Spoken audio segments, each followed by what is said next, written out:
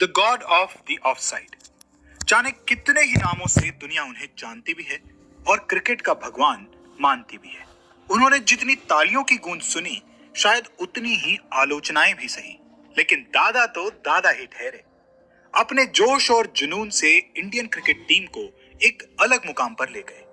उन्होंने Indian cricket team को ICC ranking में नंबर 8 से उठाकर दूसरे पायदान पर खड़ा कर दिया। क्रिकेट के इतिहास के सबसे सफल कप्तानों में से एक, बेहतरीन खिलाड़ी, पद्मश्री, अर्जुन अवार्ड से सम्मानित, आक्रामक ऑफसाइड प्लेयर और न जाने कितने ही खिताब उन्होंने अपने नाम दर्ज किए हैं। जी हां, हम बात कर रहे हैं सौरव गांगुली की। वो कहते हैं ना, बात उन्हीं की होती है जिनमें कोई बात होती है। उन्होंने वही किया जो उन्हें सही लगता था। शायद इन्हीं मनमानियों की वजह से उन्हें कई बार आलोचनाओं का शिकार भी होना पड़ा, पर वो कहां रुकते थे, और अगर रुक गए होते तो हम और आप क्यों ही उनका जिक्र करते। बात करते हैं उनके जन्म, करियर, उपलब्धियों, विवादों और कुछ अनसुने पहलुओं के बारे में। सौरव गांगुली का जन्म 8 जुलाई 1972 को कोलकाता में हुआ। इनका पूरा नाम सौरव चंडीदास गांगुली है। पिता चंडीदास गांगुली कोलकाता के चुनिंदा अमीर व्यक्तियों में गिने जाते थे। मां निरूपा गांगुली घर पर ही रहती थी। इनका बचपन काफी ऐशो आराम से गुजरा और ये हमेशा अपने मन की किया करते थे। इसी वजह से इनका घर का नाम महाराजा भी है। गांगुली शुरुआती दौर में फुटबॉल और बैडमिंटन खेला करते थे। फुटबॉल बंगाल के लोगों को काफी पसंद होता है, इसलिए सौरव को भी उसमें काफी रुचि थी और बैडमिंटन खेलने का एक खास मकसद था। दरअसल इनके बचपन का प्यार डोना, जो कि इनके घर से ठीक अगले घर में रहती थी, उन्हें आते जाते देखने के बहाने ये उनके घर के सामने बने ग्राउंड में ही खेला करते थे और जानबूझ के शटल को इनके घर में फेंक दिया करते थे। क्रिकेट खेलने की प्रेरणा अपने बड़े भाई स्नेहाशीष से मिली। स्नेहाशीष क्रिकेट की तरफ काफी आकर्षित थे और अपने साथ सौरव को भी प्रैक्टिस के लिए ले जाया करते थे। अपने भाई के क्रिकेट ग्लव्स इस्तेमाल करने के लिए सौरव ने बाएं हाथ से बल्लेबाजी करना सीखा, क्योंकि उनके भाई भी बाएं हाथ से खेलते थे। दोनों भाई अपने घर में ही क्रिकेट का अभ्यास किया करते थे। सौरव डेविड गोवर से काफी ज्यादा प्रभावित थे और उनके मैच की वीडियोस बार बार देखा करते थे। अंडर 15 मैच की सीरीज में ही उन्होंने उड़ीसा के खिलाफ एक शतक जड़ दिया। उसके बाद से उन्हें अपने ही स्कूल सेंट जेवियर्स में क्रिकेट टीम का कप्तान बना दिया गया। उनके साथी उनके आक्रामक रवैये से खुश नहीं थे और काफी बार उनकी शिकायत भी की गई। गांगुली अपने सामाजिक रुतबे के हिसाब से ही हर चीज को देखते थे। अगर उनसे कहा जाता कि उन्हें टीम में अपने साथियों को केवल एक मैसेज पहुंचाना है या उन्हें बस पानी देकर आना है, तो वो इस तरह के आदेशों को तुरंत नकार देते थे। इसी रवैये के कारण उन्हें काफी बार टीम से निकाला भी गया, क्योंकि इनके कोच और मेंटर्स का मानना था कि इस तरह का स्वभाव एक खिलाड़ी के लिए अच्छा नहीं होता। अब बात करते हैं सौरव से दादा बनने के सफर की। साल 1989 से लेकर 1991 तक उन्होंने बंगाल टीम और रणजी ट्रॉफी में शानदार प्रदर्शन किया। 1992 में उन्हें वनडे इंटरनेशनल खेलने का मौका मिला, लेकिन वेस्ट इंडीज के खिलाफ। उस मैच में वो केवल 3 ही रन जुटा पाए। उन्हें टीम से निकाल दिया गया। वजह बताई गई उनका खराब प्रदर्शन और हमेशा की तरह खेल के लिए नुकसानदायक उनका रवैया। 1993 से लेकर 1995 तक उन्होंने फिर से डोमेस्टिक और रणजी सत्र की तरफ रुख किया और वहां अपने बल्ले का लोहा मनवाया। उनके इस प्रदर्शन को देखते हुए उन्हें इंग्लैंड बनाम इंडिया मैच में खेलने का मौका दिया गया। इंग्लैंड के बनाम खेले जाने वाले टेस्ट मैच श्रृंखला में गांगुली ने अपनी आक्रामकता अपने बल्ले से दिखाई और शतक जड़कर लॉर्ड्स के मैदान पर अपने पहले ही टेस्ट मैच में शतक जड़ने वाले केवल तीसरे क्रिकेटर बने। उपलब्धियों का दौर मानो शुरू हो चुका था। क्रिकेट का करियर बुलंदियों पर लग रहा था, वहीं गांगुली का दिल कहीं और ही था। इंग्लैंड दौरे से उन्होंने वापस आते ही अपने बचपन के प्यार डोना रॉय से कोर्ट मैरिज कर ली, बिना किसी को इत्तला किए। सौरव और डोना के परिवार एक दूसरे को दुश्मन की तरह देखते थे। डोना के पिता इस रिश्ते के लिए कभी राजी नहीं हुए। सौरव को जो सही लगा उन्होंने वही किया। 1 साल तक ये शादी एक राज ही रही। जब घर पर पता चला तो दोनों के परिवार मान ही गए और 21 फरवरी 1997 को पूरे रीति रिवाजों के साथ सौरव और डोना को एक डोर में बांध दिया गया। साल 1997 में उन्हें अपना प्यार भी मिला और करियर को एक नई उड़ान भी। ये वो साल था जब गांगुली ने न जाने कितने रिकॉर्ड बनाए और तोड़े। पाकिस्तान के खिलाफ खेले गए सहारा कप में उन्होंने मात्र 16 रन देकर 5 विकेट लपके। उनके करियर की सर्वश्रेष्ठ गेंदबाजी, खेल जगत में बेहतरीन प्रदर्शन और योगदान को ध्यान में रखते हुए उन्हें अर्जुन अवार्ड से सम्मानित किया गया। इसी साल में उन्हें 4 बार मैन ऑफ द मैच से नवाजा गया। साल के अंत में उन्होंने टेस्ट मैच में भी धमाल किया और 4 मैचों में 3 शतक दर्ज किए। शतकों और चौकों छक्कों का यह सिलसिला अब शुरू हो गया था। साल 1999 वर्ल्ड कप वाले साल में गांगुली ने 158 बॉल्स पर 183 रन जड़े, जिनमें 17 चौके और 7 छक्के थे। गांगुली वर्ल्ड कप के इतिहास में इतना स्कोर बनाने वाले दूसरे खिलाड़ी बन गए। साल 2000 क्रिकेट के इतिहास में उथल पुथल वाला साल रहा। मैच फिक्सिंग के इल्जाम लगने लगे टीम के कुछ वरिष्ठ खिलाड़ियों पर। उस वक्त में कप्तान रहे अजहरुद्दीन को बैन कर दिया गया। इत्तेफाकन टीम की कप्तानी की कमान सौरव के कंधों पर आ गई। सौरव ने इस जिम्मेदारी को बखूबी निभाया और क्रिकेट वर्ल्ड में सबसे सफल कप्तान साबित हुए। कहते हैं ना, जैसा राजा वैसी प्रजा। सौरव खुद भी एक फाइटर थे और उन्होंने ऐसी ही एक टीम भी खड़ी की। नवंबर 2001 को उनके जीवन में एक खुशी और आई और वो था उनकी बेटी का जन्म। उस वक्त गांगुली साउथ अफ्रीका दौरे पर थे और 1 महीने बाद ही वो अपनी बेटी सना से मिल पाए थे। गांगुली को मीडिया ने, उनके कोच ने, बोर्ड मेंबर्स ने जाने कितनी बार गुस्सैल या अड़ियल कहा होगा, लेकिन उन्होंने अपनी जिद से ही भारतीय टीम को एक नया मुकाम दिया। एक खेल में अपनी जी जान उन्होंने झोंक दी और हर आलोचना, हर टिप्पणी को अनदेखा किया।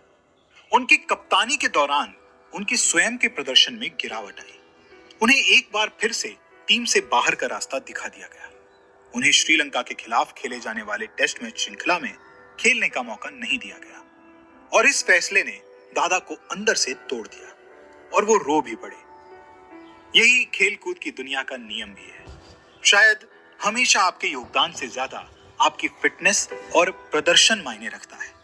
ये मायूसियां उनके जीवन में आती जाती रही और इसी तरह से खुशियां भी। एक और उपलब्धि उनका इंतजार कर रही थी।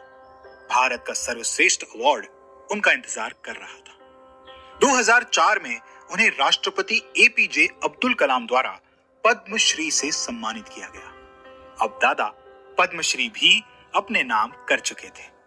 राहुल द्रविड़ ने उन्हें एक नाम और दिया, the God of the of side. Ganguly एक उम्दा प्लेयर रहे, लेकिन उनकी एक कमजोरी भी थी। वो चौके छक्के तो गजब के जड़ते थे, लेकिन सिंगल रन लेने में इतने सहज नहीं थे। अक्सर वो असमंजस में पड़ जाते थे और जल्दी जल्दी में सामने खड़े खिलाड़ी को रन लेने को बुलाते और खुद ही उन्हें वापस भेज देते। इस वजह से उनके साथी खिलाड़ी कई बार रन आउट हो जाते। ऐसे पलों को मैच के टेलीकास्ट में बार बार दिखाया जाता था। साल 2005 सितंबर का महीना फिर से कुछ विवाद लेकर आया और टीम के तत्कालीन कोच ग्रेग चैपल ने बीसीसीआई को एक ईमेल लिखा, जिसमें उन्होंने साफ साफ शब्दों में गांगुली को मानसिक और शारीरिक तौर पर टीम के लिए अनफिट बताया। उनके इस कदम ने गांगुली को फिर से झटका दिया, क्योंकि वो ग्रेग चैपल को बहुत मानते थे। इसी घटना और खराब प्रदर्शन के कारण उन्हें जिम्बाब्वे सीरीज में खेलने का मौका नहीं मिला और उनकी जगह राहुल द्रविड़ को कप्तान बना दिया गया। मायूसियों का दौर यूं ही चलता रहा। एक खिलाड़ी जिसने अपने जी जान से एक टीम को खड़ा किया, कुछ गलतफहमियों और बुरे दौर की वजह से उसे ही टीम से बाहर निकाल दिया जाए तो इससे निराशा नहीं तो और क्या होगा। जब जब टीम को जरूरत होती उन्हें फिर से बुला लिया जाता और वो कभी मना नहीं करते थे। दादा ने अपनी कप्तानी में ही कितनी ही यंग टैलेंट को मौका दिया। युवराज सिंह, जहीर खान, हरभजन, इन सब खिलाड़ियों की फौज से दादा ने टीम इंडिया को एक फाइटर टीम बनाया था। 2008 आईपीएल का दौर, दादा को कोलकाता नाइट राइडर का कप्तान बनाया गया। फिर एक दौर ऐसा भी आया जब आईपीएल के चौथे सत्र में गांगुली नाम पर किसी ने बोली नहीं लगाई।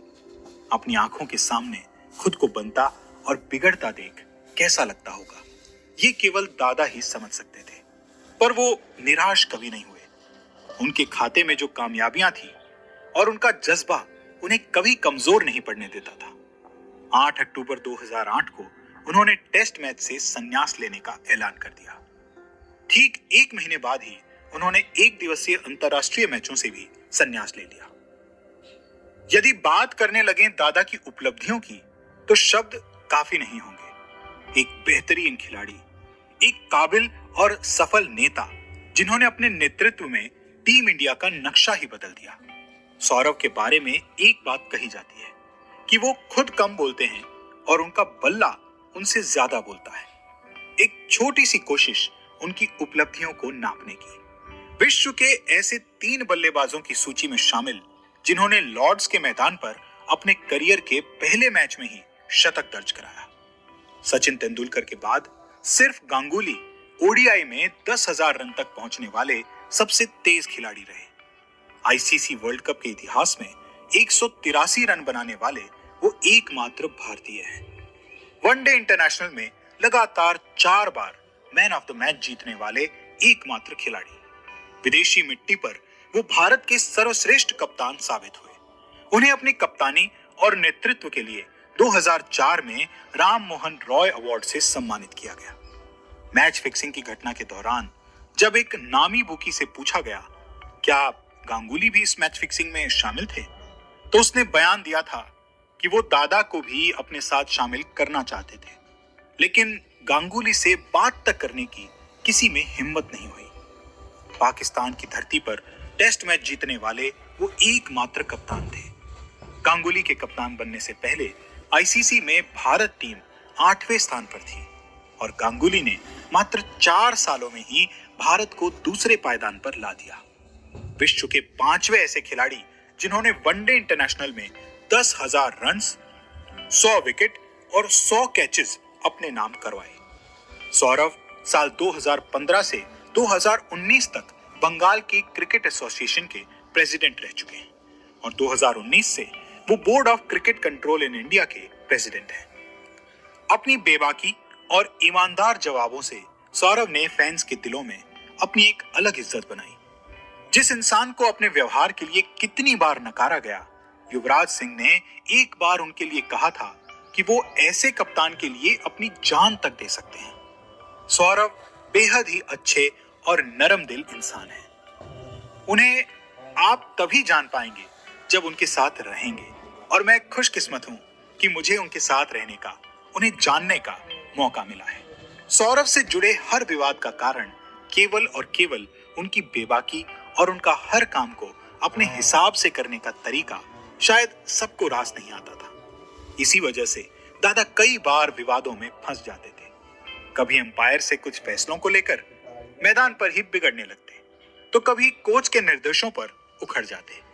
जो उन्हें सही नहीं लगता था वो कह देते थे और इसी वजह से आलोचनाएं बेहद मिली और घमंडी भी कहा गया। शुरुआती दौर में वो अपने साथियों से बहुत ही कम बात किया करते थे और एकदम राजाओं की तरह रहते थे। उनके व्यवहार की तुलना प्रिंस चार्ल्स से की जाती थी। एक किताब में उनके बारे में लिखा गया था कि सौरव गांगुली को अन्य खिलाड़ियों में कोई दिलचस्पी नहीं थी और ये एक ऐसी स्थिति बन गई जहां टीम में 10 खिलाड़ी और गांगुली थे। उन्होंने कहा कि जैसे वो रॉयल्टी था, वो राजकुमार चार्ल्स की तरह था। साल 2001 में उनका नाम फिल्म अदाकारा नगमा के साथ जोड़ा गया, लेकिन बाद में उनकी पत्नी ने ऐसी खबरों का स्वयं ही खंडन किया और इस तरह की खबरों को झूठा बताया। 2002 में दादा ने जो शर्ट उतार के अपनी जीत का ऐलान किया था, वो सबको गवारा नहीं गुजरा।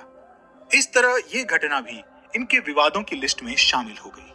दरअसल जब वानखेड़े के मैदान में फ्लिंटॉफ ने अपनी शर्ट उतार के इंग्लैंड की जीत का जश्न मनाया था, तभी दादा ने तय कर लिया था कि वानखेड़े में हुआ है तो हम लॉर्ड्स में भी करेंगे, और दादा ने वही किया। जब गांगुली ने राहुल द्रविड़ को विकेट कीपिंग के लिए चुना था तो सब इस फैसले के विरुद्ध थे, लेकिन दादा अड़े रहे और इस फैसले की बदौलत द्रविड़ ने भी एक अलग मुकाम हासिल किया। फील्ड पर काफी बार टॉस के वक्त दूसरी टीम के कप्तान को इंतजार करना पड़ता था। कहा जाता था कि दादा जानबूझकर लेट आते थे। ग्रेग गांगुली विवाद से तो पूरी दुनिया अवगत है।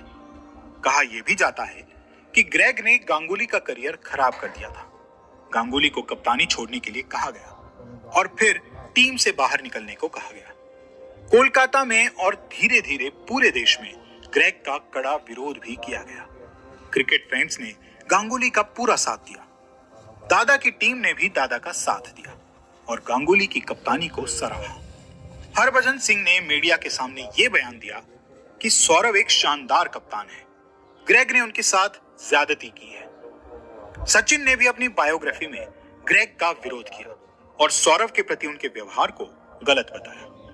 गांगुली टीम इंडिया को जितना आगे लेकर आए थे, ग्रेग के गलत फैसलों की वजह से टीम इंडिया फिर से अपना मुकाम खोने लगी थी और गांगुली अपना आत्मविश्वास। लेकिन दादा को कुछ भी रोक नहीं सकता था। ग्रेग के अंडर खेलते हुए टीम इंडिया का प्रदर्शन बिगड़ता जा रहा था। बीसीसीआई को भी सौरव जैसे कप्तान को खोने का अफसोस होने लगा था। गांगुली ने साउथ अफ्रीका दौरे के लिए फिर से कमबैक किया और 83 रन की शानदार पारी खेली, जो कि टीम इंडिया को जीत दिलाने में मददगार साबित हुई। गांगुली ने फिर से खुद को साबित किया और बोर्ड मेंबर्स को अपने बल्ले से जवाब दिया कि वो ही टाइगर है और टाइगर तो अभी जिंदा है। अब जानते हैं सौरव गांगुली के बारे में कुछ रोचक तथ्य। सौरव दाएं हाथ से बॉलिंग करते हैं, दाएं हाथ से ही सब काम करते हैं, लेकिन उन्होंने बल्लेबाजी का अभ्यास बचपन से ही बाएं हाथ से करना सीखा ताकि वो अपने भाई की क्रिकेट किट इस्तेमाल कर सके। सौरव का पहला प्यार बचपन से ही फुटबॉल था और अभी भी है। डोना सौरव से अगले घर में ही रहती थी, लेकिन दोनों परिवार एक दूसरे के दुश्मन थे। लेकिन सौरव बार बार उनके घर के सामने से गुजरा करते थे ताकि डोना को देख सके। सौरव काफी धार्मिक हैं और आज भी हर मंगलवार को व्रत रखते हैं। 2000 में हुए फिक्सिंग के मामले में दादा एकमात्र इंडिया टीम के खिलाड़ी थे जिन्हें जज पैनल में जांच पड़ताल के लिए चुना गया। सौरव द फूड पेविलियन नाम के एक रेस्टोरेंट के मालिक हैं और इसका उद्घाटन उन्होंने सचिन से करवाया था। उनकी पत्नी ने एक इंटरव्यू में बताया था कि एक बार सौरव ने शादी से पहले उन्हें किसी रेस्टोरेंट में मिलने बुलाया था और डोना के लिए बहुत सारा खाना ऑर्डर कर दिया था और वो सारा खाना वो खुद ही खा गए थे। डोना बस उन्हें हैरानी से देखती रह गई थी। कलकत्ता में अपार्टमेंट का एक कॉम्प्लेक्स है जिसे सौरव के सम्मान के लिए सौरव हाउसिंग कॉम्प्लेक्स का नाम दिया गया है। सौरव लॉर्ड्स में अपने शर्ट उतारने वाले स्टंट को अब थोड़ा निराशाजनक बताते हैं, क्योंकि जब उनकी बेटी ने यह देखा था तो उसने मासूमियत से एक सवाल किया था कि पापा, क्या क्रिकेट में ऐसा करना जरूरी होता है? सौरव के पास इसका कोई जवाब नहीं था। साल 2005 में जब उनसे कप्तानी छोड़ने को कहा गया था, तब एक चैपल ही थे जिन्होंने उनके खिलाफ इतना कुछ बोला जो कि सरासर गलत था। उनकी पूरी टीम उनके सपोर्ट में थी, लेकिन सौरव निराश थे बीसीसीआई का सपोर्ट न मिलने से, और उस दौरान उनकी आंखों से आंसू भी छलक आए थे। फ्लिंटॉफ ने उनकी तुलना प्रिंस चार्ल्स से की थी और सौरव वाकई में प्रिंस हैं भी, ये ऐलान तो उनके माता पिता ने बचपन में ही कर दिया था, उन्हें महाराजा नाम देकर। एक मैच के दौरान रिक्की पॉन्टिंग, जो कि ऑस्ट्रेलिया के कप्तान थे, उन्होंने अपनी टीम के 9 में से 7 खिलाड़ियों को ऑफ साइड की तरफ तैनात कर दिया ताकि दादा ऑफ साइड शॉट्स न ले सके। लेकिन दादा ने फिर भी एक ही ओवर में 3 ऑफ साइड सफल शॉट्स लिए। दादा के बारे में जानकर कोई भी उनके बारे में नकारात्मक राय नहीं बना सकता। उनका जज्बा, उनका जुनून ही था जिसकी वजह से भारत टीम ने अनगिनत रिकॉर्ड्स अपने नाम किए और पूरे विश्व में भारत का एक अलग रुतबा है। दादा का जज्बा एक फाइटर वाला ही था और हमेशा रहा। उन्होंने कभी आलोचनाओं की परवाह नहीं की और आगे बढ़ते गए। आज वो बीसीसीआई के प्रेसिडेंट हैं अपनी कमेंट्री से क्रिकेट में एक ताजगी सी भर देते हैं। देश के कितने ही युवाओं के क्रिकेट देखने की वजह। और जब गांगुली ने संन्यास लिया तो उन्हीं दर्शकों ने भी क्रिकेट देखना बंद कर दिया।